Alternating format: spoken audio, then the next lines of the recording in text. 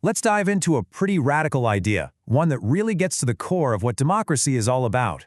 Who should have the final say on how our public money gets spent?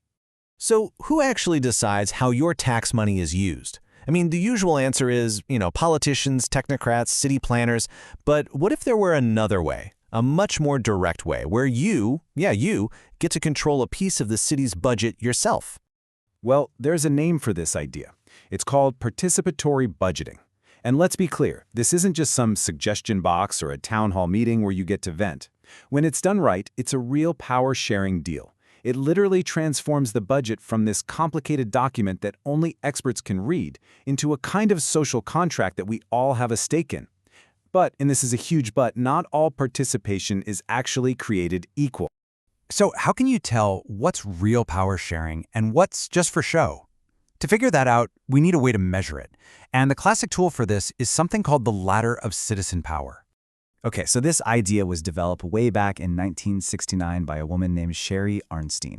And her ladder has 3 basic levels. Way down at the bottom, you have non-participation. That's basically just manipulation. In the middle, you have something called tokenism. And then at the very top, the goal is real, genuine citizen power.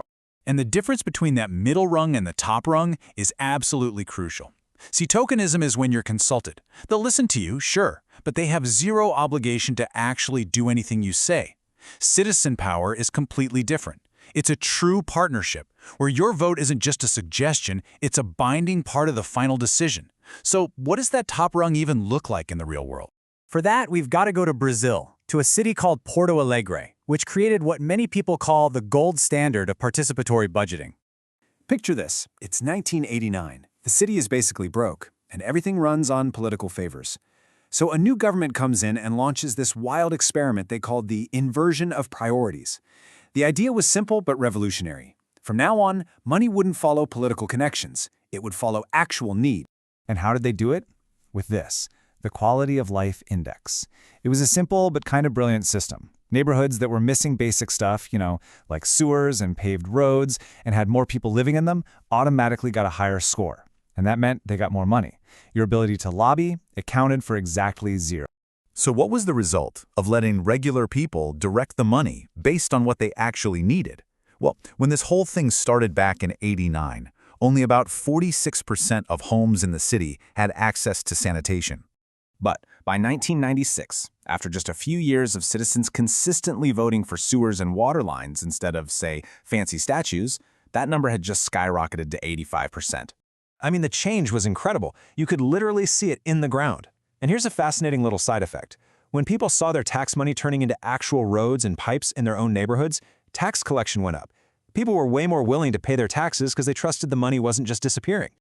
Okay, so let's track how this idea started to evolve. The Porto Alegre model was incredibly powerful, no doubt, but it was mostly built on the political will of the party in charge. A city in the Philippines, Naga City, saw that and tried a different tactic. They decided to make citizen power permanent. And they did it with something called the Empowerment Ordinance of 1995. This wasn't just a program that could be canceled later. No, this was a binding law. It basically created a citywide federation of citizen groups and gave them permanent voting seats on all the important city committees, including the one that decides the budget. So you see the key difference here, right? Porto Alegre's power came from this massive, dynamic political movement. But that could fade away if a different party won the next election. Naga City's power, on the other hand, was baked into the law. It was designed to tie the hands of any future mayor to make sure citizen power was there to stay. But what happens when you try to take these amazing local success stories and scale them up for a whole country? Well, in the Philippines, that experiment ended in a pretty spectacular failure. It's a perfect case study of a broken rung on that ladder of power.